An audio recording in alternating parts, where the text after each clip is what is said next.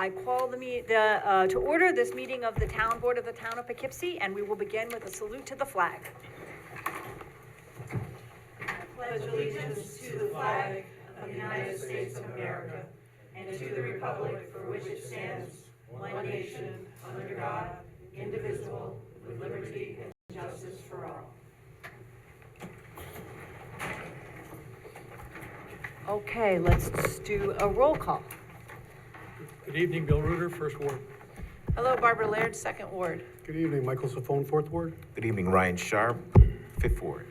Ann Shershud, Sixth Ward. Felicia Salvatore, Town Clerk. Jim Nelson, Attorney for the town. Rebecca Edwards, Town Supervisor. Okay, just a couple of quick announcements here. First of all, we will not be having a meeting next Wednesday. We agreed that we would have workshop-only meetings sometimes when we needed them, but this month we're able to fit in tonight and on March 20th, all the business that we need to do, so there will not be a meeting next Wednesday night, and we'll post that in all the proper places. And the second announcement is that assessment is coming up, real estate assessment, and we have a board of assessment review of citizens of the town who watch over the assessment process and who participate and keep an eye on how the assessment process goes and monitor. There's a small stipend for that work. I think it's a little bit over $300, and we have a vacancy. We have 2 vacancies this year on that board. And so if you know people who would be interested in participating in the Board of Assessment Review, also fellow board members, if you could help look out, be on the lookout for volunteers who'd be interested in that. It's a really interesting way to get an up-close look at the process of assessment and how it works, and to help us as a town monitor that process. So very much encourage people to apply, town residents, okay? And at this point, I think we begin tonight with a public hearing. So before we do public comment on the rest of the agenda, we'll do the public hearing first. The public hearing is on a proposed battery storage moratorium, which would be for up to 6 months or until such time as the town feels that it has comfortably reviewed the safety of battery storage and any potential restrictions, and figured out whether we wanted to make any changes before permitting any battery storage. So I move to open the public hearing on the battery storage moratorium. Second. All those in favor? Aye. Anybody opposed? Okay, then this hearing is open for comments from the public on the proposed battery storage moratorium. We'll start with folks who are in the room, is what we usually do, and then anybody who's on Zoom. We don't have to do it that way, but whatever order people would like. Is there anybody in the room that'd like to speak? Okay, come on forward, let us know who you are, and everybody has about 3 minutes. I'm not going to be super strict about that, but 3 minutes-ish.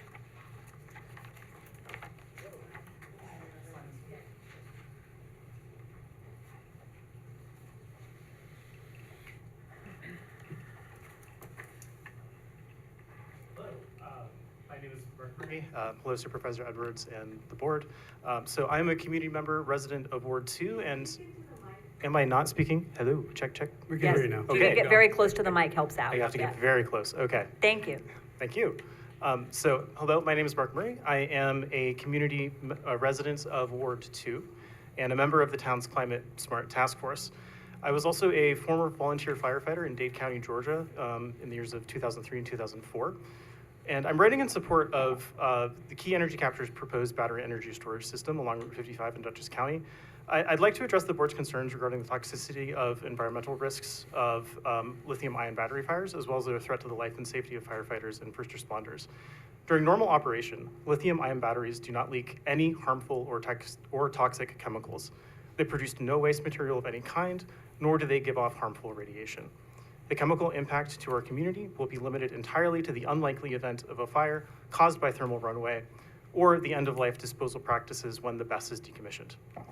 In the short time that I've been looking into the impact of the 3 best fires in New York State that occurred in 2023, the only mentions of environmental impact that I've been able to find are references to the announcement last December by Governor Hochul's working group, who are looking into the matter, that no notable environmental or community impact has been observed. Governor Hochul's website announcement also details that this conclusion was based on data assembled and analyzed by the working group that includes air monitoring, on-site air monitoring from Warwick sites, the on-site soil sample results from the East Hampton site, independent third-party site inspection of the Warwick site as well. So they've been taking into account air and soil samples from the surrounding area. And again, this is not a utility-based study. That was our own state that was doing that study, and they found no evidence of long-term environmental effects from those 3 fires. There were also no injuries and no adverse health effects to the firefighters and first responders on those scenes. There are important considerations for the personnel in such situations, one of which is to train firefighters to not approach the blaze unless there is a life in danger. And since this utility station will be unmanned, the need for a rescue is unlikely. Firefighters would be instructed to contain the blaze while wearing full PPE and SCBA face mask at a distance until the primary fire burns itself out. It's true that lithium-ion battery fires are toxic, mainly through the emission of hydrogen fluoride, and that is very dangerous, though only trained and professional responders would be the ones to risk close exposure to that. The toxic emissions from lithium battery fires tend to be more of a concern for interior or residential fires that are caused by consumer electronics with those batteries, not these sort of large utility scale installations, which are an outdoor scenario where the gas can disperse. The working groups, the state working groups draft of fire recommendations includes an item regarding training for fire department personnel, and it is my opinion that we do not need to go beyond those, assuming that we require Key Energy Capture's installation plan to assume those updated fire codes when they're finalized in the state fire code. Thank you. Thank you very much. Does anyone else who would like to speak? All right. Right behind you and then in front, whoever. Jeff, come on up. My name is Jeff Seidman. I'm a resident of the town. I teach at Vassar College. I'm here to urge the board to do 2 things. The first is to shorten the proposed moratorium to 3 months, extendable if necessary, rather than 6. I'll do my best to explain why we should treat it as a matter of real urgency for the planet's climate, but also for our local environment and health to build battery storage here in Poughkeepsie. Second, adopt the new state fire code for battery storage that's being developed right now by the governor's interagency fire safety working group. And don't layer on additional siting restrictions on top of that. Grid scale battery storage is only practical when it's sited immediately adjacent to an existing substation, and there are only a few of those in Poughkeepsie. Battery storage will make our community safer and our climate more livable, so we should work hard to facilitate it. So there are 2 things to know about the Hudson Valley that are important for this conversation. The first you probably all know, and that is that because of the way the Hudson Valley's geography traps pollution, we have some of the highest asthma rates in the country for children and adults. The second thing is that in New York, we have in effect 2 different electrical grids. West and north of the Hudson Valley, New York has an extremely clean, low carbon and low pollution grid right now. It gets 87% of its power from clean sources, mostly hydropower, think Niagara and also Quebec, but also more and more wind and solar. This was renewable power is not only clean, it's also extremely cheap. But we can't bring most of that abundant clean power to the Hudson Valley and to New York City because we don't have sufficient high voltage bulk transmission lines. Those are the big lines on lattice towers that you see. So we don't have enough of that to carry much electricity from upstate to downstate. So during the daytime, when demand for electricity is high, the lines that we do have are clogged. And so we use those to full capacity, but they supply only a small fraction of our overall energy demand. The rest is produced by burning fossil fuels here in the Hudson Valley. So this means that during the day, we currently supply more than 80% of our demand downstate here by burning fossil gas. Our gas power plants pump carbon into the air that warms our climate, but they also spew nitrous oxide and sulfur dioxide and PM 2.5 that give our kids asthma and increase heart disease. And to boot, the electricity that we get this way, it's dirtier, but it's also a lot more expensive than the renewable power that is available upstate. Batteries solve these problems. In the middle of the night, when demand for electricity is very low, those high voltage transmission lines from upstate to downstate are almost clear. And so a battery sited in Poughkeepsie can draw clean power in the middle of the night from upstate, wind and hydropower and so on. And then in the morning, when our demand ramps up and those transmission lines are full, it can discharge that power into the local grid. And when it does this, it is displacing the need to burn gas or oil to produce power here in the Hudson Valley, and it is reducing pollution in the Hudson Valley and also reducing climate-causing greenhouse gas emissions. It's also lowering our electric bills because, again, the electric power that we import from upstate in the middle of the night is almost free, and then we sell that back in the daytime. Batteries can do something similar a second time during the cycle of the day, later in the day, soaking up solar power in the middle of the afternoon, and then releasing it in the evening when the sun has gone down, when the most expensive gas peaker plants would otherwise have to turn on, and those are the most polluting plants. So they run just a few hours a week, but if you can displace those, you can reduce a disproportionate share of pollution in the Hudson Valley. Anyone who breathes air, frankly, should want this yesterday. The batteries we're talking about are the very same lithium-ion batteries that we all carry around in our pockets in our mobile phones. They're the same thing, just more of them stacked together. That's all it is. Except the difference is that now they're not just being used to give us nice apps, they are being used to give us clean air and a more livable planet. We shouldn't throw up roadblocks or slow it down. We should do everything we can to facilitate this. Thank you very much. Thank you. Do we have other people who are here in the room who would like to speak? And then we'll move to people who are on Zoom. Anyone else? Yes. Oh, Carl, your hand isn't quite fast enough, but you want to be, well, you want to be next and then any order. Carl Whitehead, just a thing that you may have already researched as during your moratorium is the concern of lithium batteries catching fire. I know they're not the same as the junk scooter ones that happen down New York City and such, or your phones, but when you get a mass of them together, we took a class a few years ago on the batteries, and they didn't have an answer at that time yet of what to do with fires with them, so that was a concern. Yeah. I think Jeff Renhan was on the board at the time from the fire department, and he had brought that up as well. So Yes, our first speaker at the public hearing spoke to that. Okay. And there is a change in the technology. I think one of the things we want to look at is where the technology is now, how it's changing going forward, and what what the state is proposing in terms of fire safety code, and also Good. what the local fire departments need to know, or how they're, making sure that everybody's on the same page. sounded good. Yeah, sorry, I missed the very beginning. Thanks. Okay, thank you very much.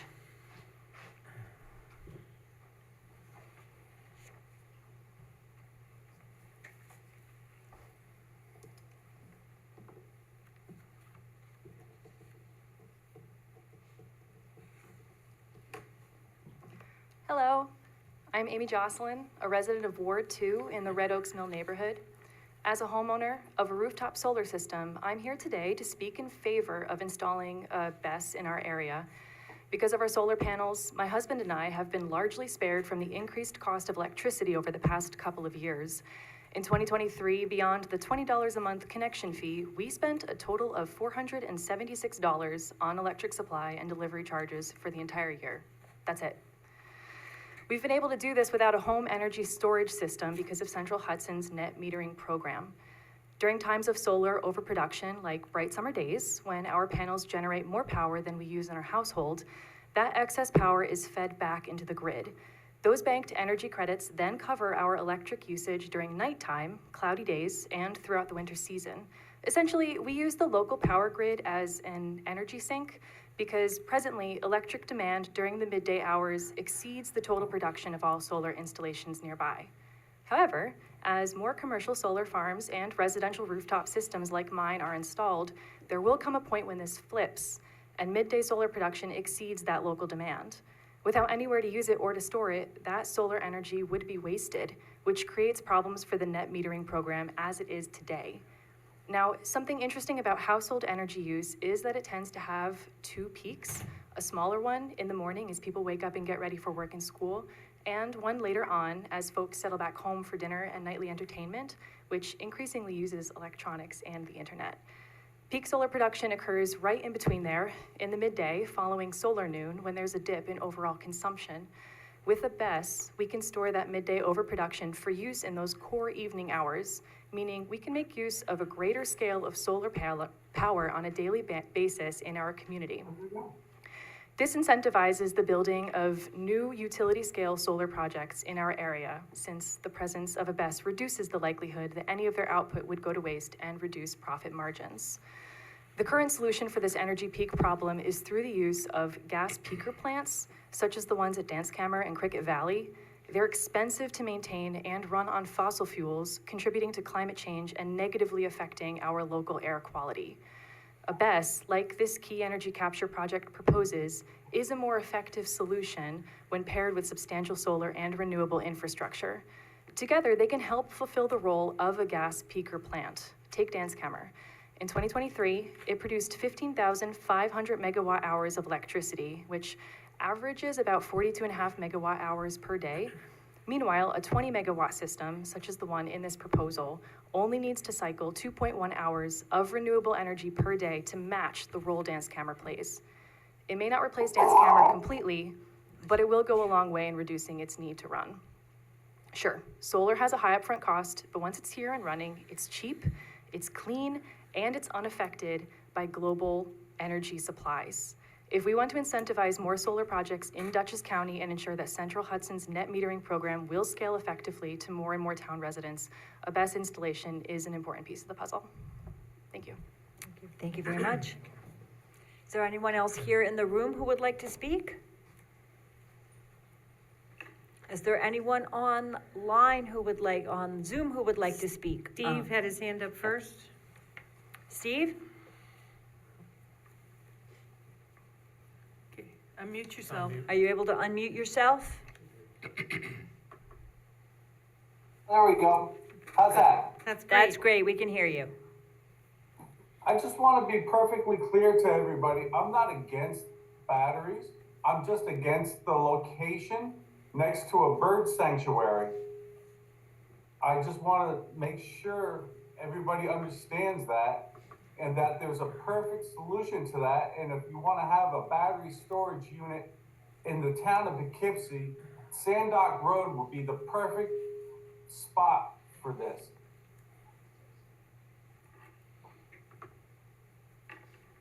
Okay, thank you very much, Steve. Thank you. You're welcome. Susan? Susan? Thank you. So we can't turn on our videos, is that correct? Just Correct. our audio? That's Correct. correct. Okay. Thank you.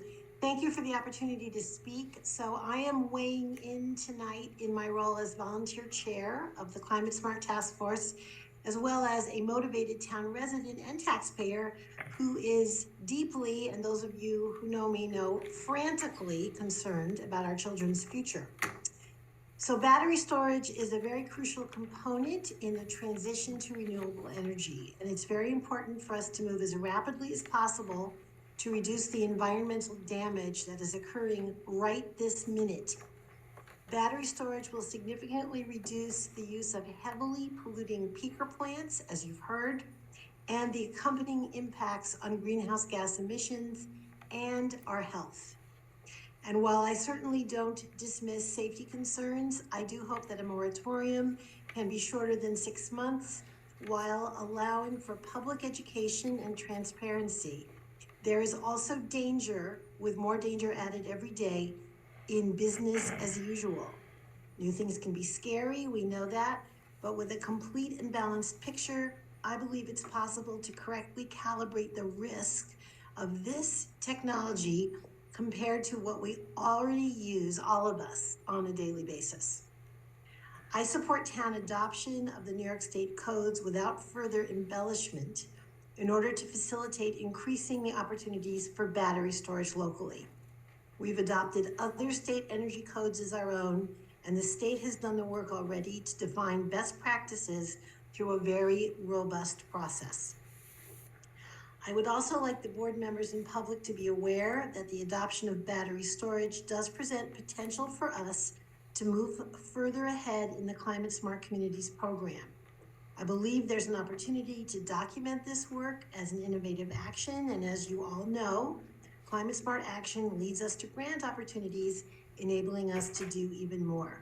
And we at the Climate Smart Task Force are ready to assist the town with public education on this topic in whatever way we can. Now, the Climate Smart program is designed for towns to help the state reach its goals.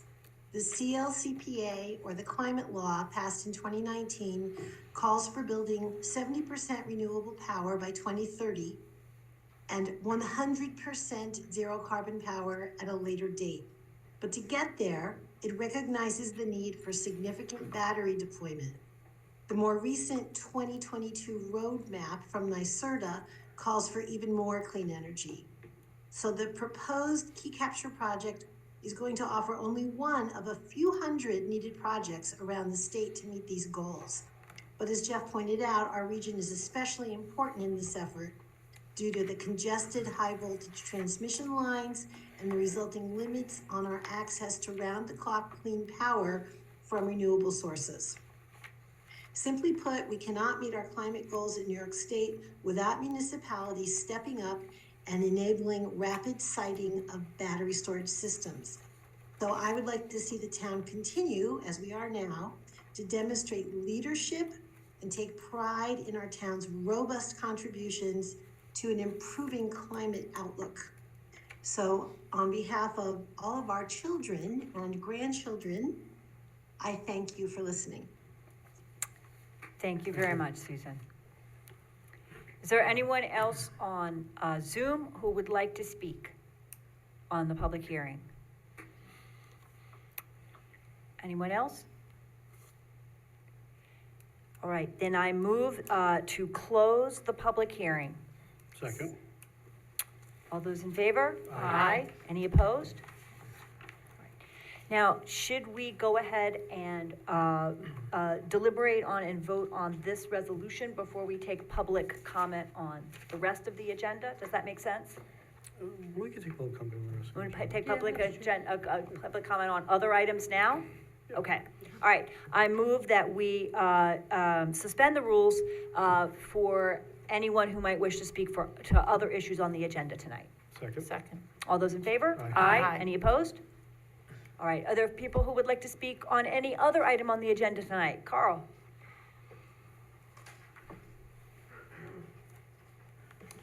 Carl Whitehead, 20 Wayne Drive. Just on behalf of, from the planning board, we had Joan Quinn, who's been working on the planning board for several years. I just wanted to publicly thank her for all the work that she's done. And she's been very valuable and has lots of positive comments and has helped shape some of the projects in the town. And with that, her work was getting too busy, and she had to start slipping back and stepping back, so she finally resigned. And then she had a neighbor that both she and Bill Reuter were able to talk to, and then I interviewed her for about an hour and a half or so, and gave her all the skinny of what the job was about, and did not frighten her away somehow. So she's a longtime resident in the town and participates in things. She volunteers in medical thing, and so I think she'd be a good fit. everybody comes on the board, it comes in fresh and has to learn the ropes and go through it, but I took her through some of this information and she wasn't overwhelmed by it, so I think she'll be a good fit to start the learning process. I'm also on the Dutchess County Planning Federation Board, and we schedule all the classes for zoning board, planning board members, et cetera. And we hold these classes in the spring and the fall. The next set of classes will be in May timeframe. And that includes classes like Intro to Planning Board, Intro to Zoning Board, and just all the different topics, secra, et cetera, that applies to planning board and zoning board things. So she'll be looking forward to taking some of those classes as well. She's approved tonight. Well, thank you, Carl, appreciate that. Thank you very Great, much. thanks. Thanks. Is there anyone else who'd like to speak? Anyone here in the room who'd like to speak to any other issues on the agenda tonight?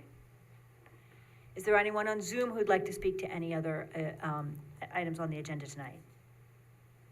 All right, then I move to resume the rules. Second. All those in favor? Aye. Any opposed? All right, the motion carries, let's see, there's 6 of us tonight, so 6-0, right?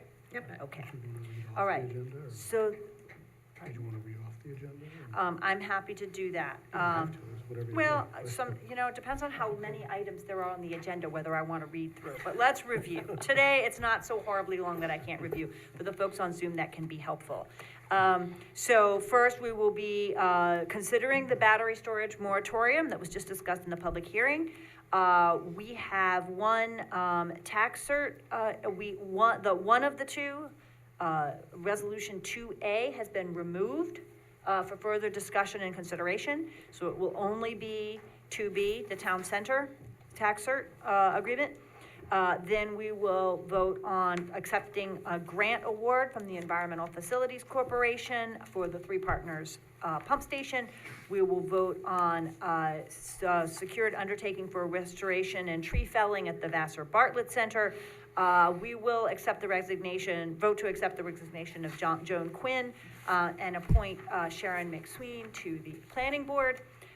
We will have a vote on Hudson Heritage, an engineering agreement for Hudson Heritage, and then we will have some notifications. We will be looking at minutes. We will have 3 resolutions about upgrading our IT, information technology systems, and then we will have 3 special consent if the board agrees to put each of those on the agenda and discuss them. So we'll go through those when we get there, accepting the resignation of a staff member, appointing a new staff person to a different position, and then authorization to apply for a climate pollution reduction grant. So, and then the town clerk has a correspondence report, and I'm going to have a brief report at the end. So, let's begin at the beginning. Mr. Reuter, do you want to do resolution number 1 here? Certainly, Supervisor. Okay. Thank you. Okay.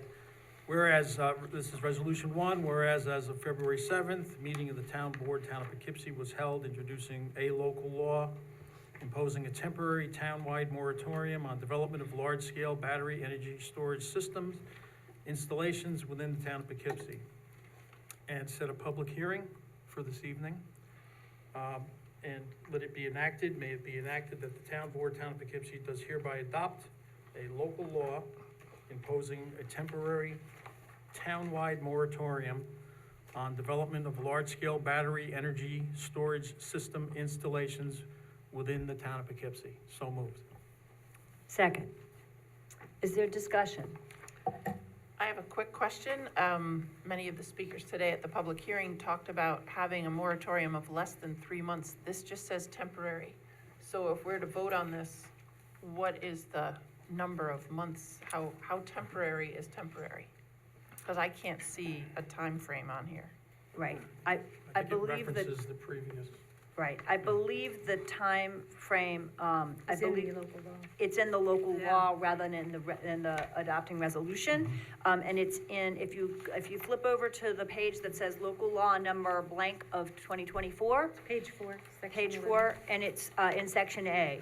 It is the intention of the town board of the town of Poughkeepsie in enacting this local law to temporarily suspend the development of large-scale battery energy storage systems installations within the town for a period of up to 6 months, pending the development and adoption of a local law or laws to regulate and govern such installations. Thank you. So since that says up to 6 months, we could have it done in 3 months where we look at the state fire code, educate the firemen and firewomen. Okay, thank you. But then in section 11 under term, it states 6 months. Well, we could always change it if we get to the point that it needs to be changed and we're done with our investigation and our homework and our training. So it's only up until 6 months. We could always tailor it back Tailor and it. forth, but we need some time to go through it. We Oh, have I multiple see, in departments section, to- yeah. That's all, Right. that, under the term, that's what I was reading. I'd probably assume up to supersedes 6 months, so. Mr. Nelson? I think Ms. Svensson might want to propose a clarification, Thank you. or just clarify. I think it's in there, that it's up to 6 months, and if the town board decides that you want to end it sooner, you can do that. I think that's in the local law, the way it's written. And it also does have extensions if you find that you need to extend beyond 6 months, but, assuming that everything goes swiftly, you can rescind it sooner than 6 months. Thank you. But, once you have a local law adoption process and have a public hearing and all that, it may take a little while to get a new law in place that's satisfactory. Thank you. Thank you very much. So, anybody else want to speak to the, Yeah, no, I just found it a very positive thing that if this actually is taking in renewable energy and storing it from upstate here, because what I had heard is that it was gonna be buying energy right from the transformer and at a lower rate when it's less demand, and then selling it back when the higher rates come through, so that they could sell it not as high, but a little bit higher than what they bought it at. So to help Central Hudson out, so it wouldn't be caught as expensive and saving in the energy. But if we're doing renewables, I think that's an outstanding. So that's one thing I'd like to have clarified, is exactly how is this gonna work? okay, you have it clarified during the 6-month period, is Yes, what you're yes, saying, yes? Or absolutely. as quickly as we As can move? quickly as possible. Was there anyone else who wanted to comment? So I was just gonna add that, I would like us to move as quickly as possible, and I do hear the folks who would like us to move quickly. The law, as Emily has suggested, does allow us to do that. Sometimes things can move slowly. If you say 6 months, then it'll end up taking 5 months and 30 days, and I don't want that to happen. So I'm wondering if there are ways that we can talk about speeding it up. I'm happy to, propose to amend this to make it 3 months if that accelerates things. But another approach would be the interest that we have, what we're wrestling with here, as I understand it, is that we do have some residents who live pretty close to a place where one of these is already proposed.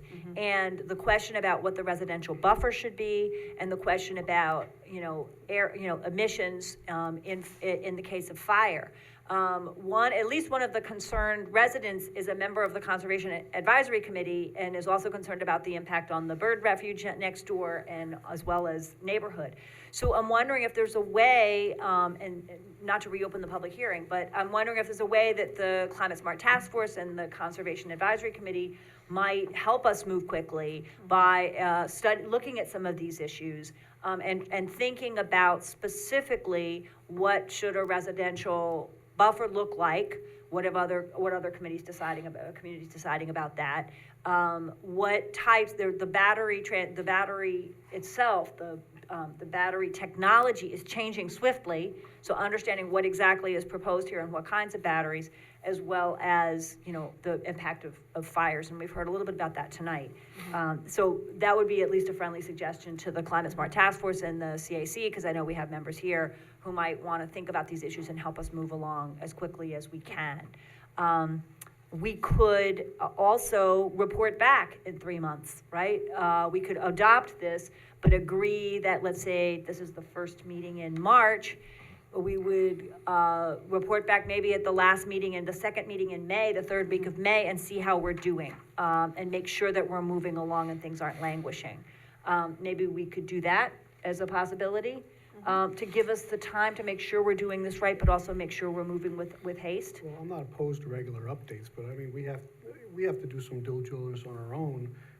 Don't want to say, hey, 3 months, we're going to make this happen.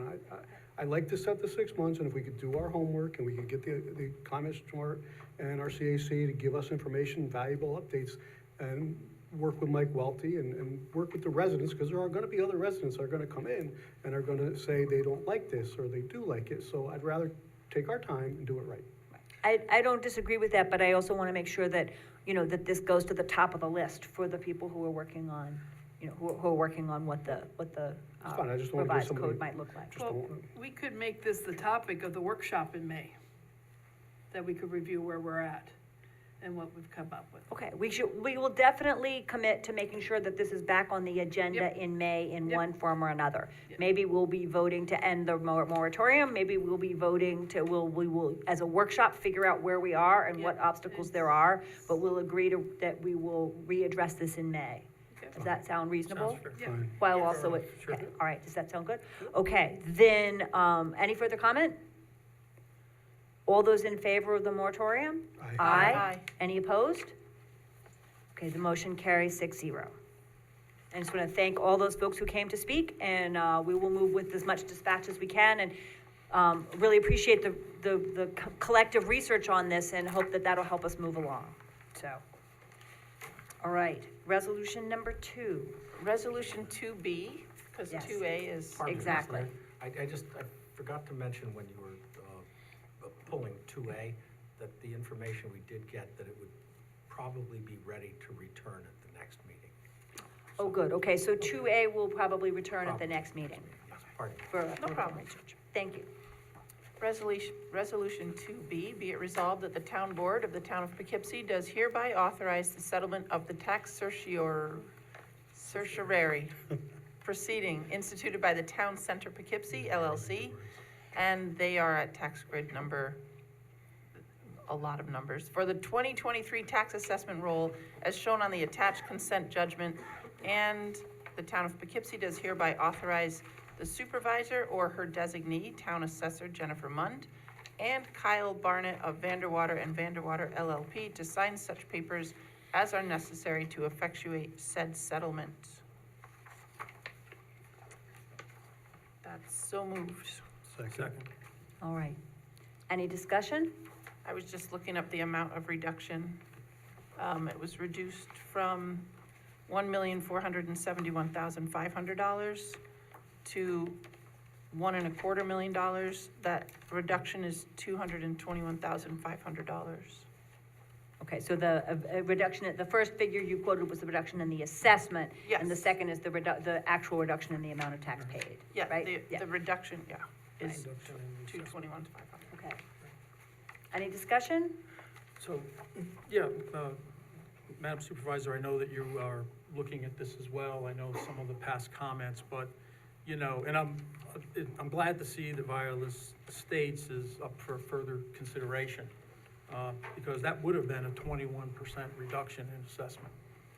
So that was something I was gonna speak about, tonight, but, with that, with Violet Estates, should that stand, that'd be a $5 million reduction in our assessment rolls so far this year. So some of the things we may want to look at, again, as we were speaking, is that, what's the process in the assessor's office? What's happening with the valuations? What might we do to, mitigate the cases? Because by the time we get these here, these matters are really, if we vote no, then what's, the resolution or, the remedy is to go back to court. So we have this reduction so far in 2.5 months, plus legal fees. So it's a good thing for us to possibly consider, what's happening and what's going on, and we can get a committee together and work together to see if there's anything we might do. I don't know if we want to do this publicly or how we want to do it, but I wonder if any board members who are interested, we might do a workshop. I have been in conversation with the assessor and also with Kyle Barnett, who represents us in these cases. And what we don't see with these that come here are the ones where where the town pushed back and then there was no reduction in the tax, or what the original, what this represents in a larger context. And in some cases, and I'm satisfied that there's a lot of work going on behind the scenes that we're not seeing. And that sometimes the town doesn't have a whole heck of a lot of choice unless we're going to spend an enormous amount in court fees, right? So I think there's issues here that are worth further conversation, and I'm still learning, and money investors are still learning. So we might be able to think about, formats in which we want to talk about the issue. How aggressive the town wants to be in attempting to push some of these back, how much we want to spend, what the, those kinds of questions. So it's worth further conversation. So seeing that I keep bringing it up, I'll volunteer to be on the commission. Okay, that's great. Well, I don't know if we want to do a workshop or a committee or what we want to do, but let's talk, if people have thoughts about what you'd prefer to do, let's talk about that. Absolutely. Okay? Thank In the meantime, we have to figure out what we're going to do about town center. Is there any further comment on the one that we have on the table tonight? Okay. All those in favor? Aye. Any opposed? All right, the motion carries 6-0. Whereas The town- resolution. Whereas the town of Poughkeepsie has identified the need to redesign and replace equipment at the Three Partners Pump Station located at 2197 South Road, Poughkeepsie, to mitigate future flood impacts to the facility. And whereas the town applied for a grant funding through New York State Environmental Facilities Corporation Engineering Planning Grant Program to develop an engineering report that will evaluate upgrades and flood protection options at the Three Partners Pump Station. Whereas by letter dated February 15th, the EFC informed the town it has been awarded a $50,000 grant through the EPG for the development of engineering report as requested. Now, be it resolved, the supervisor or her designees are hereby authorized to accept the EPG grant funding to execute a grant receipt, contract, and other documents as may be required to be executed. So moved. Second. Any discussion? Good to get this grant, get going on Absolutely. this much-needed, needed pump station upgrade. All those in favor? Aye. Any opposed? All right, the resolution carries 6-0. Resolution 4, whereas as part of Vassar College's project known as the Vassar College ACE Admissions Building, the college requested permission from the planning board to cut trees prior to the signing of its plans by the chair of the planning board.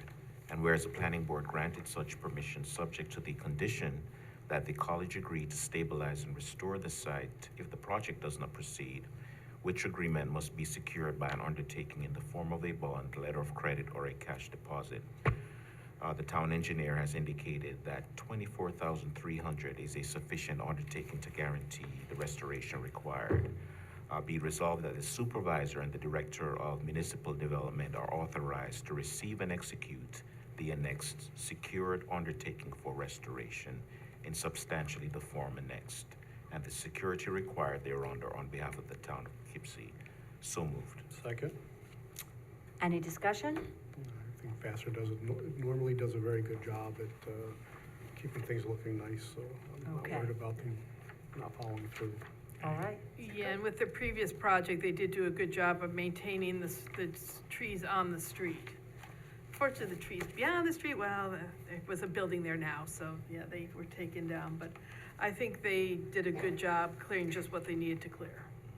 As the Inland Institute gets done, the impact of those mature trees that were kept along the road is really, Yes. it's striking they have those trees there. Okay, anybody else, comments? All those in favor? Aye. Any opposed? All right, the resolution carries 6-0. Be it resolved, the town board of the town of Poughkeepsie does hereby accept the resignation of Joan Quinn, who served as a member of the planning board, and be further resolved, the town board of the town of Poughkeepsie does hereby appoint Sharon McSween to replace Joan Quinn with an appointment that will expire on December 31st, 2026. So moved. Second. Any discussion? I just want to echo what Carl Whitehead said and thank Joan Quinn for her service. The planning board goes longer than we do, a lot of months, a lot of work in front of the planning board, an immense amount of work. And thank Carl also and all the members of the planning board for their work. And welcome Sharon to this work, and glad that Carl's already helping her learn the ropes. So all those in favor? Aye. Aye. Any opposed? All right, the resolution carries 6-0. Okay. Resolution 6. Whereas the town of Poughkeepsie is creating a sewer district in the Hudson Heritage, which is the new area that is going, new commercial and residential area that is where the Hudson River Psychiatric Center used to be, up across from Marist. This is that site. And in order to get EFC funding and grants for this sewer project, we need to move forward with an engineering study in order to prepare to finish a piece of the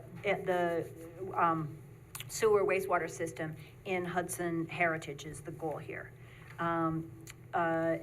Because this has been the subject of a full environmental review, including the proposed sewer and related public improvements, no further SEQR review is required.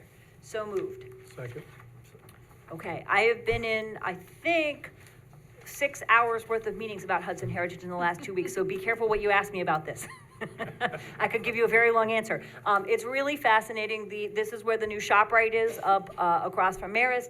The commercial, much of the commercial section of the area is, a substantial commercial section is done, but they're now wanting to move toward a residential section in the back, and the sewer system needs to be extended. And this would be the first step to get the engineering study done. We do have some grants that will expire if we don't get this done, and we want that grant money. So we're moving forward with the engineering study expeditiously in order to get that to happen. Any questions? Yeah, just a language clarification in the agreement, Yes. if you might, on section 6311. So should we assume lump sum fee that's a fixed price? Is that what they're meaning by that language? Wait, you're at six, Page six, 6311, page 6. 631. Two $400+ $1,000 lump sum fees. That's correct. So that's a fixed price, I would assume, right? Well, they are both fixed prices, but we were able to negotiate with CPL, as we did for the Spackingfield Pump Station contract, that the second half, essentially the construction phase, a lot of which is inspection, that the town would get the benefit of the lesser of either the fixed fee for the second half or the hourly rate that CPL works at. Okay. Now, it might not cause a savings to the town, but there is the potential for it on that second half. Okay, so my question is, so thank you for that. My question is that, so the first lump sum fee would be dictated by the progress payment section in the next section. So in other words, that's the total fee. However, you would have to pay upon invoices in 6321. Right. Okay, and there's two separate, Two parts. two parts. First one's fixed, the second one is potentially fixed, Okay, but might come in lower. okay, thank you.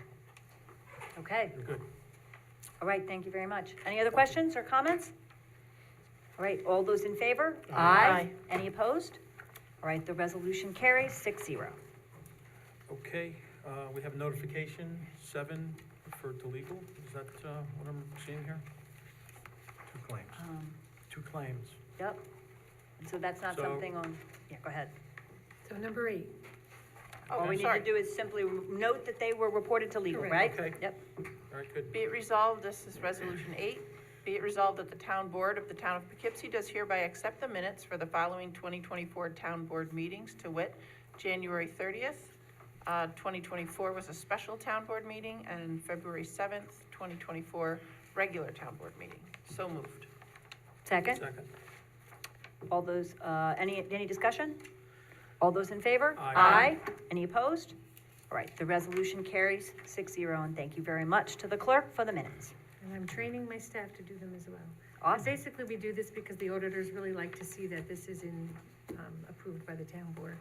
And basically, the summary that I put up a few days after is what's legally required, and then we tweak it a little bit for the minutes, which we put up after. Terrific, thank you very much. Okay, number 9. Whereas on February 19th, the town Poughkeepsie Information Technology System was subject to a cyber event, and whereas the town's contracted information technology consultant, CSI, responded to the event on an emergency basis and provided services to the town, totaling $10,611.30. Now therefore be it resolved that the provision of payment for these emergency services is a type 2 action requiring no secret review, and be it further reviews that the payment to CSI of $10,611.30 for 45.33 hours of emergency network consultation and services be the same and hereby approved. So moved. Second. Second. Any discussion? I think this is well worth spending the money, because we could have lost a lot more. Yeah, they were very quick. For those who may not have been aware, we had an intrusion into the network on Sunday night, the holiday of the President's Weekend at 3 a.m. CSI and Sentinel-1 and the equipment we have in place was able to detect that immediately. Tim came in and shut down the entire network, so we did not have any breach of data. But we did have, we may be able to submit insurance claims for some of our response, including this, for some of our response. I want to thank Tim again for a lot of work to preserve us from much more serious response, issues. And the resolutions that are gonna follow this one are also about the kinds of upgrades that will help keep our systems secure. So. I want to thank Tim as well, and we could consider putting a couch in there because he wouldn't go home. So, thank you, Yep. Tim. And the CSI folks were right there with him, so Yes. it was a learning experience, so. Any other comments? All those in favor? Aye. Any opposed? All right, the resolution carries 6-0. Resolution 10, whereas the town of Poughkeepsie uses Microsoft 365 software, which requires the payment of an annual business standard license fee to Microsoft of $10,738.64. And number 11 below, the town is proposing to migrate its email system to the cloud, which if approved and completed will require the payment of a separate annual licensing fee to Microsoft of $8,018 and $18 per year, which together with the above one-year Microsoft 365 business standard licensing fee of $10,738 totals $18,756.82. The only vendor which can supply the town with the licenses necessary to operate the above systems is Microsoft. The supervisor or her designees authorized to contract for the above services on a sole service basis at a total of $18,756.82, which contract is exempt from environmental review by reason of the fact that it will not involve any physical disturbance. So moved. Second. All right, any discussion? All right, these will be annual costs, provided that we also approve a resolution 11. We will have not only the Microsoft licensing fees, but also the cloud storage, and these are important security measures that we're taking here. So they were already contemplated, now they are even more urgent in the wake of the cyber event. So, any other discussion? All right, all those in favor? Aye. Any opposed? All right, the resolution carries 6-0.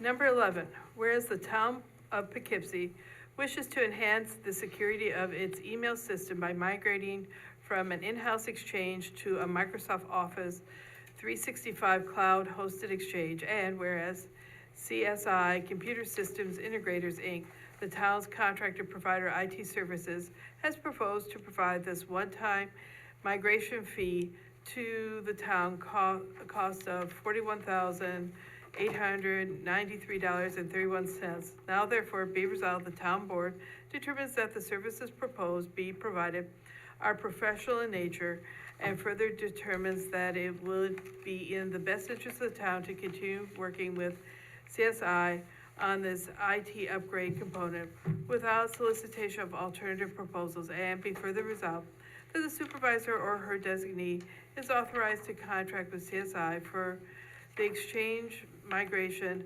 of the town's email system for $41,893.31. So moved. Second. All right, any discussion? This, unlike the others, is not an annual, but a one-time fee for the migration to the cloud, which will be an important security measure. Any further discussion? All those in favor? Aye. Any opposed? Resolution carries 6-0.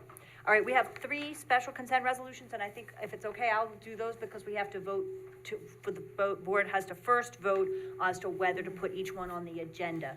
These came in late, past the Friday deadline, for reasons that'll be clear when we look at them, and therefore we need to take a vote on whether to consider them or not.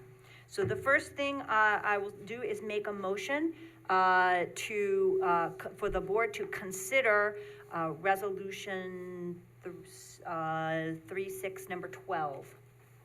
So moved. Second. Any discussion? All in favor? Aye. Any opposed? All right, the resolution, that motion carries 6-0. All right, this resolution is to accept with regret the resignation of Taryn Riley, our personnel administrator. So moved. Second. I just want to say it's been a great pleasure to work with Taryn Riley. She has worked incredibly hard over the last few months that I've gotten to work with her and know her. I wish her the very best as she moves on to new opportunities. We will be she's already working hard as she does in helping us think about what will happen next in her replacement.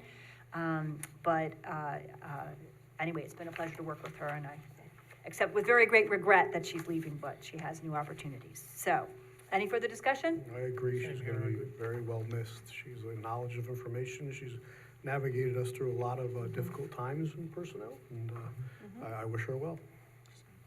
I say that she's already been putting together some trainings on new and innovative trainings on conflict management in the workplace and other things like that, so her legacy will be here after, when she's moved on to another job.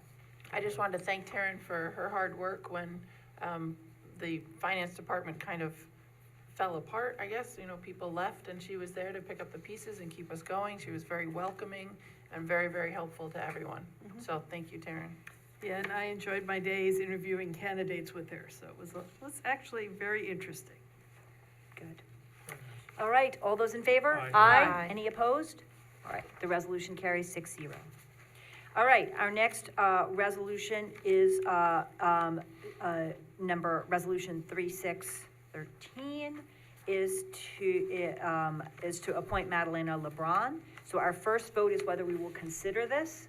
I move that we consider this resolution to appoint Madalena LeBron as bookkeeper in the controller's office. So moved. Second. Any discussion? Madalena has worked for the town before. I'm happy to welcome her back. And as Barb was saying, we're pulling the finance department together, and I think she's going to be a huge asset. So, all those in favor? Aye. Any opposed? I have Yeah. a question before I vote on this. Yes, Is she coming back for Pasquale's position? she is. Okay, so that position, I know Madeline well, I'm sure she could do a great job, but she is gonna need some training. Yep. So as long as she's willing to go on and get the training, I'm fine with it, but I wanna make sure before I vote on it, she's aware that she doesn't have Pasquale's credentials. She's good, Right. but she doesn't have his credentials, so I just wanna be certain she's gonna go on Yep. and continue training. Okay, So, That's fine. so we have redefined what was the deputy controller position as a bookkeeper position. And there's a lot of opportunity there to grow. She is, going to start in March. In part of her time there, will be doing some, accounting webinars with the state controller's office. And, the comptroller Manal Patel and I are working together on what training would look like, but absolutely, and we feel Okay. she's very energetic and capable, and we would be able to get the job done. So, Okay. all right, then I will vote yes. okay. All those in favor? Aye. Any opposed? All right, the resolution carries 6-0. All right, and last but not least, resolution 36, number SC3, right? Oh, these were SC1, SC2, SC3, I got the numbers wrong, sorry, Felicia. SC3, which is, so the town board approves any grant application. Then we also approve the acceptance of those funds when they come in. If you think about it, sometimes receiving grant funds has implications, financial implications. You either have to match the grant, or it may be for a staff person who then the grant expires after 3 years, and then the town may have to carry that or whatever. So we always approve grant proposals. This one came up fast, so we want to consider the possibility of getting some free money here. I think we do. So I move that we consider resolution SC3. So moved. Second. All in favor? Aye. Any opposed? Okay, so I want to thank Barb Laird, Board Member Laird and members of the Climate Smart Task Force, who have been working very hard. Also, department heads have been working very hard to put together this proposal, which is to join an intermunicipal group that is applying for up to $10 million for cleaner energy in town buildings and energy audits to determine what that might look like. Our potential share could be up to $500,000. That would cover 100% of the cost. There would be no match on the town's part. It would be money that we would be able to spend without having to match it. And so we have looked at the possibility of replacing outdated oil furnaces and boilers in the police and courts facility, the senior center, the water department office, the water department maintenance garage, the Fairview pump station, Stratford pump house, and Wood Lane pump house, and possibly even part of town hall. And through Barb's and Susan Hecht and others' work, we managed to get quotations on that so that we could go ahead and apply and hopefully get some funding for that. We would also be able to do an energy audit of town hall and any other town buildings to look at what other additional measures we might need to take for greater energy efficiency, which would save us a lot of money, so, on town bills. So, that's the goal. Sorry, I got off track. So moved. Second. All right, any discussion? I just really want to thank Tommy from the water department and a contact of mine, Ray Pasella, who is an HVAC person who owns a business. He very graciously ran all over town and gathered this information quickly, just so we could get some number to give to the grant. And this grant is being put together by a major group. So all we had to do is provide the numbers, and they're gonna apply for us. So how could you pass that up? And so we did our due diligence. Luckily, I had that week off of school, so I was able to run around a little bit more than usual. And I really thank Ray and Tommy and everybody else, Tim and Brad, the buildings maintenance, oh, I forgot his name. Sean Brady. Sean Yes. Brady, thank you so much for just jumping in and helping out. What was the name of the gentleman that helped you again? Ray Pasella. Friend, what's he do? Heating? He and owns cooling? All Season Experts. He's the person who put my heat pump in.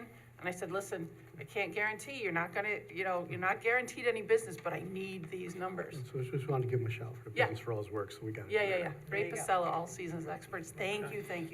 All right, so Very we're nice. good to go to maybe get some grant funding, hopefully. Very good. All right, Yeah. and thank you again to the Climate Smart Task Force. All those in favor? Aye. Any opposed? All right, the resolution carries 6-0. Okay, then we have 4 more things to do. The town clerk is going to issue a report on correspondence. I'm gonna do a brief supervisor's report, and then we are gonna have public comment on any item that people may wanna talk to us about, and then we have a few items in executive session, so we're gonna go into executive session at the end. Right, and this is probably where I might put events at some point, but right now I just have a liquor license, that's all I'm notifying you guys about. And it is for Mod Burgers, and it's gonna be, where the Bluestone Cafe used to be, next to Baccio's. And they have a spot already in Beacon, I looked it up, it looks kinda groovy. So between that and 21 Burgers coming in on 44, there's a new burger place in Eastdale, so that is what it is, MOD Burgers LLC. And it's called Myers Old Dutch. Oh, I've had their burgers in Beacon, Myers those are Old good Dutch. burgers. Has anybody in the audience been? It looks kinda groovy, so Okay, good. that's my correspondence report for this evening. You're up. Thank you very, very much. Okay, so because we're not having a workshop meeting next week, what I thought we would do is have the supervisor's report tonight, and then have the committee reports on the 20th for the committees that are at work now. And I just wanted to speak to a particular issue and then give the board a heads up on something that I want to do at the next meeting. And that is, I'd like to talk a little bit about housing affordability. And my goal is to suggest a couple of measures that might be coming down the pike over the next month or two for us to talk about. I'm going to try to bring them to the board, and then also appoint a citizens committee on housing affordability to think about some of the more complex issues that these questions raise. So lack of housing affordability is a big problem in the town. It is, as it is throughout the Hudson Valley and the region and the nation. We are losing residents. I'm sure almost everybody knows someone who has retired and left the area and said, I just can't afford to live here anymore. And we have families who fear getting priced out and others who are confronting homelessness or fear of homelessness. We have, a major crisis in terms of affordability. I was just speaking with folks at the county about the number of families now that are unhoused, and it's really a significant problem. And I want to suggest a few principles for us as we this year tackle some possible or explore some possible avenues toward dealing with the problem of housing affordability. And the first is that we should try to prioritize affordable ownership. We should not just be thinking about rentals, but we should also be thinking about townhouses and condos and other ways that people may be able to build equity. We've had a very large recent surge in construction of rental units. There's a certainly clear demand for that, but we also want to not lose sight of the fact that housing is, for many families and individuals, a really important form of equity and security, and we want to make sure that. We also need a good supply of housing for families. It is sometimes too easy to just look for one-bedroom apartments and housing that is for singles, studios, and not to think about children. In fact, sometimes building housing for kids is tough because it's an extra burden on the school district, and that's something that, has concerned me in talking about development projects in the town, is how much children only come up as, oh gosh, that's going to be a burden. Well, we won't have too many kids in this development. I promise you there won't be very many. And I'm thinking, well, where are our families going to live, right? We need to also ensure adequate, affordable, independent housing for seniors who may want to shift away from a single-family home to something more manageable and remain in the area. That's also crucial. And what I believe deeply that what kids need and what seniors need is good for everybody. And Mike Welty can attest that I've been talking with 2 or 3 developers about saying, listen, these should be walkable, and if a mom needs milk and her 10-year-old can walk to the other side of this development and buy a gallon of milk and bring it back safely, then we've built, or if someone who's using a cane or who has a disability of some kind can walk from one end of a particular project and then back safely without feeling like they're taking their life in their hands, then we've built a place that's walkable for everybody. Our comprehensive plan update already identifies walkability and green spaces, the kinds of locations where a kid can safely bike to the park, or someone can get to the coffee shop or the corner store without getting into the car, are really crucial. And another thing that's of concern to me is that people have access to free, non-commercial public spaces, that when you leave your house and you walk out there, you can go somewhere that doesn't necessarily involve spending $6 on a coffee. And I think that when we think about affordability, we also need to think about energy efficiency, transportation. There's a conversation some of you may be aware of now about how much ownership of a car contributes to the challenges of people with limited income. Mm-hmm. A car is a very expensive thing to add to your monthly budget, and so transit is another piece of the affordability issue, and again, free or low-cost public amenities. So when we think about affordability, we have to think about all of those things. I just also wanted to make 2 more points. This is a big town, and different parts of town have different needs. And so as we think about maybe some experiments in trying to create more affordable housing, there's not one size fits all. What we might try in Fairview is not the same as what we would try in Brentwood or in Kingwood, and it's not the same as we might try in Arlington Sound Center, right? And the comprehensive plan update again calls for sort of finding some concentrated areas, a few places where we're trying to increase density, and I think that's worth thinking about. Overall, I believe the town should not be providing large, long-term pilots, payments in lieu of taxes, to developers for projects unless they provide substantial public benefits. A pilot would be offered for either affordability or good sustained jobs at a living wage. We should not be giving away pilots for building market rate housing. We should be using pilots to really support the common good. So I want to suggest just 2 or 3 approaches that we might take, again, sort of giving the board a heads up on some specific things that might come down the pike. First, I think there are a couple of ways that we could expand housing in ways that would benefit current resident homeowners in the town. One of them is bringing something called a home sharing service to Poughkeepsie, maybe for a 2-year pilot. The one that I've been looking at and talking with is called Nesterly. They are in Boston.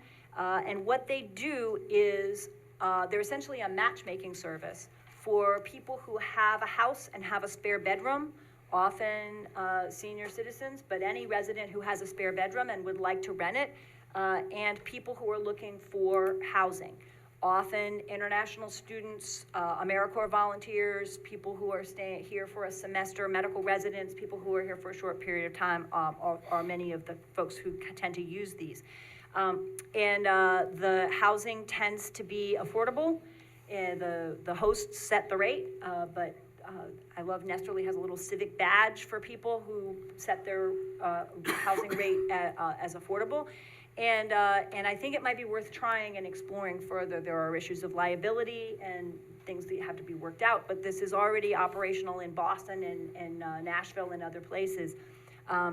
One of the interesting things is that many of the hosts ask not only for someone to live in that spare bedroom, but also someone who can help them with yard work or buy groceries. And so there's a huge benefit in terms of building relationships and companionship.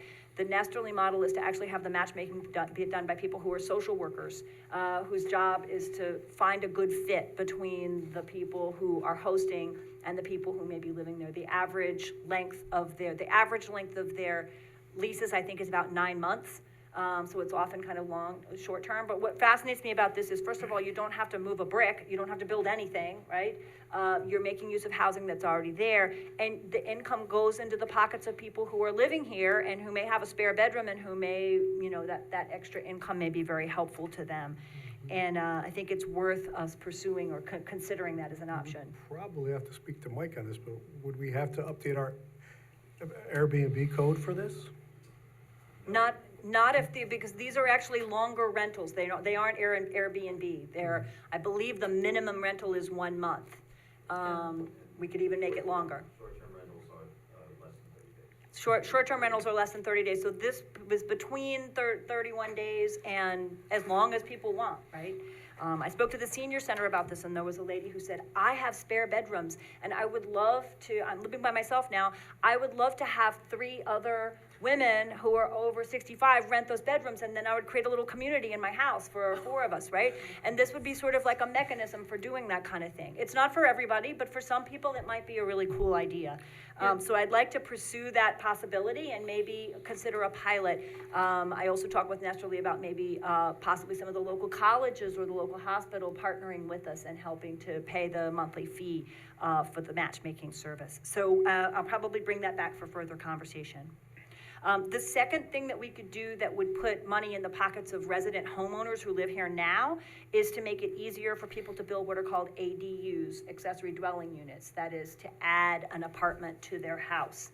And so I think there's an array of ways in which we might want to explore doing that, including making them easier, cutting some of the fees to apply, to have them, making more types of ADUs available, and maybe even incorporating them in new construction.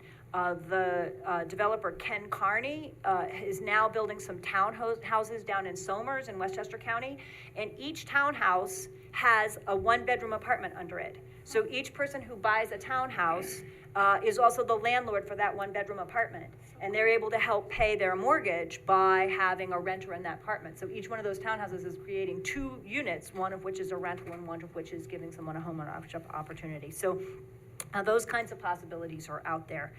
There's also state grants. Ulster County has a +1 initiative, which is state funds to help people build an ADU. If they want to put an apartment in and rent to someone who have an apartment in their house, it makes the state helps homeowners do that. So that's another possibility that we could look at, even encouraging people. We have a bunch of zoning questions to ask about that and think about a bunch of issues there. And again, it may not be appropriate for all parts of town, but I think it's worth doing, and it's another way to have the direct benefit from housing go to the current resident homeowners. The second thing I'd like to think about is helping families who want to rent access existing units in rental complexes. Ulster County, again, has a program called Affordable Rental Upgrade, so that landlords who have small properties of 8 or fewer units can get some funding to help upgrade those units if they promise to keep them affordable, so that they are making a commitment to making sure they don't become expensive, so that as apartments get improved, they're not being gentrified. And I think we want to spend some time listening, and I hope the committee that I'm getting ready to appoint will spend some time listening to current residents who include renters, residents of mobile home parks, folks who are struggling to pay the monthly bill as renters, and to talk about what their needs are. So the last thing that I would like to bring to the next meeting is, well, there's two things I'd like to bring to the next meeting. The first is that New York State now has a pro-housing community program. And I believe we already qualify. We've built a lot of housing in the town. And I'd like to ask the board to consider passing a resolution at the next meeting in which we would affirm that we would join the pro-housing community program. So check your email. I'll be sending you some information about the program. In essence, we commit ourselves to to helping to solve the housing crisis. In exchange, we go to the front of the line for certain state grants. And it's possible that certain state-owned land in the town might be available for development for housing. So we'll talk more about that maybe at the next meeting. And then last but not least, I would like to create a citizens committee on housing affordability. I would like to announce the membership of that committee fully at the next meeting, but I wanted to invite board members who are interested in this issue, if you know people who you think might like to serve on it. The goal would be to have that committee meet monthly, have those meetings be public, and to report back by January 2025 on an array of other possible issues related to housing and things that we might do in order to promote affordable housing in the town. I'd like to thank a couple of people who I think are here tonight. Christina Aquino is on Zoom, and she has agreed to serve on the Citizens Committee on Housing Affordability. Trevor Reddle is here, and he has agreed to serve on the Citizens Committee on Housing Affordability. And John Elric is not here tonight, but he is at Vassar College, is a visiting planning professor there, and with the expertise in housing, who will be serving. And I'm looking for, I have several more people I'm going to be reaching out to, but I want to make sure that also members of the public, anybody who might be interested in this, could apply or express interest, and that any board members who know people who would like to think about housing for the next year, feel free to do that. And I'll be in conversation with Mike Welty about the possibility of having a staff liaison who's working with the committee, and we'll figure out over the next couple of weeks how we want this to work. So, thank you. That was just some priority that I think we ought to be working on over the next year, and I'm suggesting some mechanisms for doing that starting at the next meeting. And we'll see where we go from there. Anybody comments, questions? That was a lot in a hurry. Okay, then I believe the last thing we do is I move that we suspend the rules to invite comment from the public for 3 minutes on any issue at all that members of the public would like to bring to us. We'll start with the folks who are in the room. Anybody who would like to speak, who's here in the room? Do we have a second? Oh, Second. so yeah, sorry. Second. All those in favor? Aye. Aye. Any opposed? Okay, good. Everybody's in favor of public comment. Yes, Carl?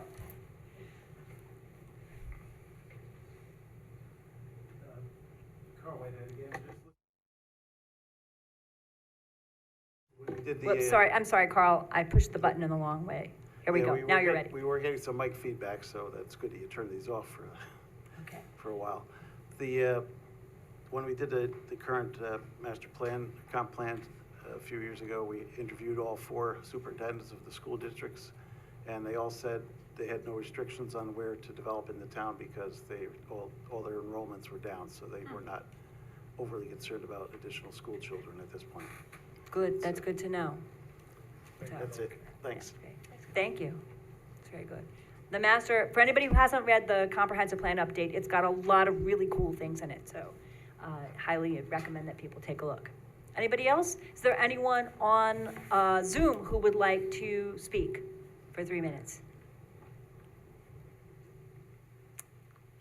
I see no hands raised. Okay. With that, I just have an announcement, if I. Sure, let me, being that I'm a citizen. Absolutely, that's fine. Well, you can put your citizen hat on, I want me to okay? go over there? That's fine. You can speak No, from I here. just, if it's okay, I just wanted to thank Supervisor Edwards for last meeting, referencing to begin to introduce or reintroduce financial reporting to our board meetings. I think that's very important. Financial status reportings, that reports that we can vote on and review. So with that, if you need any help with that going along the way, I'm sure many of our board members would be glad to participate with that. Secondly, I want to wish you all happy birthday. So tomorrow is Poughkeepsie's 236th birthday, according to Dutchess County Historical Office, okay? So watch for their Facebook post. As many of you know, we were settled in 1790, established in 1788 as part of a general organization of towns. And we are one of 9 original Dutchess County towns. So happy birthday, everyone. Bill, you're getting a cake for everybody, right? That's right. Oh, my I'll gosh. be here tomorrow with a cake. Actually, Bill already did heroic work getting us all organized to celebrate St. Patrick's Day in the absolute pouring rain last Saturday. Oh, And yes. he did an excellent job of getting us all organized so we And totally celebrated that as well. It was nice. We had it was a big event, and we had a lot of town board members and people come out, even in the rain. And that's what happens every day on St. Patrick's Day. Parade, if it's cold, either it's cold or it's raining. So, Yeah. And wonderful. I see So thank Susan you. Heck has her Oops. hand raised. Yes, Susan? Hold on, Susan. Go ahead, you can unmute. Thank you. I just wanted to make everyone aware that the CSTF, the Climate Smart Task Force, and the CAC, the Conservation Advisory Commission, are going to have a robust presence at the Dutchess County Earth Day celebration, which is going to be on Saturday, April 20th at the Vassar Barn. So it's really close this year. It's not in Millbrook, it's right here. We would very much appreciate having board members or other members of the public stop by our table and show their support, because this is a huge opportunity for us to get our climate and environmental leadership out in public and to interact with residents, on those issues. Thank you very much. And I will continue reminding you. Thank you. And I just wanted to say, since Susan mentioned it in Earth Day and all of that, and I know there's a whole bunch of people that are, talked about at the department head meeting, gonna do road cleanups and all of that. So I went to Joseph's Steakhouse the other night and I drove through the roundabout that's on the way to Dutchess, and I really enjoy the new artwork that's there. It's really pretty, I think. Some people didn't like the old metal, they say, but I think it's really nice. But as I went up towards Dutchess, I noticed, holy heck, by Morgan Lake, right there, there is so much garbage. Like, I think that's one of the most places in town, like from that intersection down to where like the buses are, is like, I think it would take maybe 40 people just to do that one little stretch. I don't know why that is. So we do have a cleanup coming, Yeah. the Earth Day, it's gonna be all of April. Right, The yep. I just wanted to Earth Month mention that cleanup. that one spot is really Yeah. bad. So that might be something you wanna tell Pam Kingsley, because we're Yep. arranging, teams for different locations. Sounds good. Yep, all of thank you. April. All of April is cleanup month. Anytime So- during April, any location, anybody wants to do, we will have you. Gotcha. Okay, thank you very, very much. Okay, all right.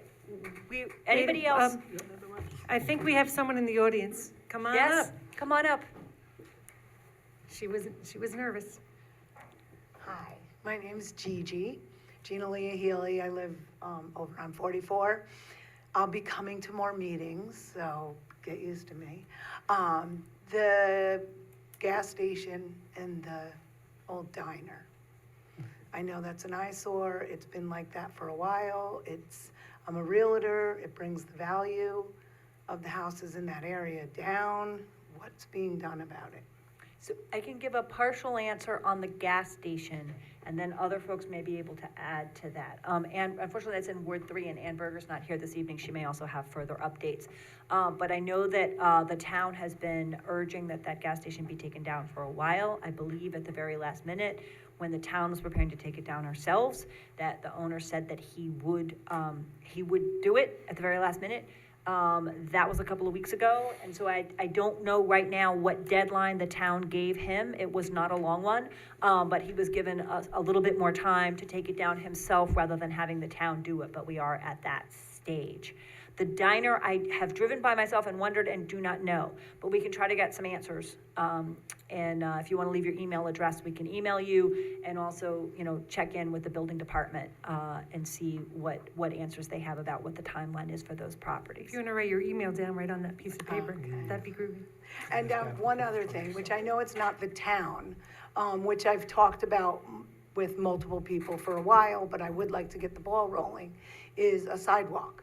I live on 44. I won't walk on 44. I mean, my taxes are pretty high, and it's sad that I will not walk on 44 because of the amount of traffic and the amount of accidents and everything like that.